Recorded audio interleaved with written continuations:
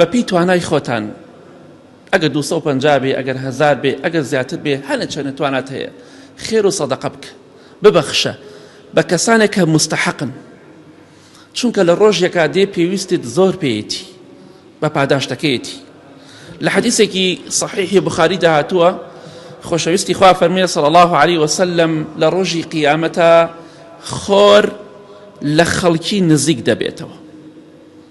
ئەو خەڵکە من و تۆی تیاین دەفەرمێ فيبلغ الناس من الغم والكرب ما لا يطيقون خەڵکی دەکەوێتە ناو خەم و خەفەت و ناڕەحەتیەکەوە لە ناو ناڕەحەتیەکایە لە توانایەنان نییە تحملی ناکەن چونکە وەرە 40 ساڵ بە پێوە بوەستە بە ڕوت و قوتی بەبێ خواردن و خواردنەوە زۆر قورسە کەواتە ببەخشە بۆ ئەو ڕۆژەت بۆ ئەو ڕۆژێک کە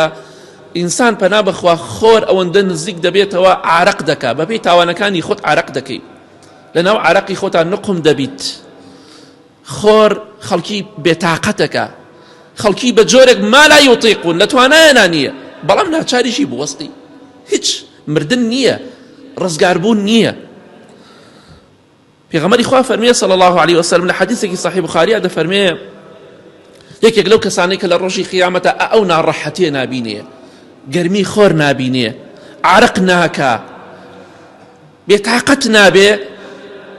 لە ژێر سێبەری عەرشی خوای گەورەدایە ئەو کەسەیە بە دەستی ڕاستی دەبەخشێ دەستی چەپی پێی نازانێ ئەوەندە بە نهێنی ئیشەکان دەکات ناچێ ڕسمی کابرا بگرێ بەر دەرگاکەی بگرێ بڵاوی کاتەوە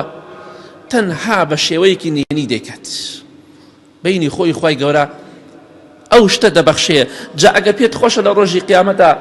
لە ژێر سێبەری عەرشی خوای گەورە دابی ببەخشە بە نهێنی بۆ کەسانی کە شایانیان و مستحقن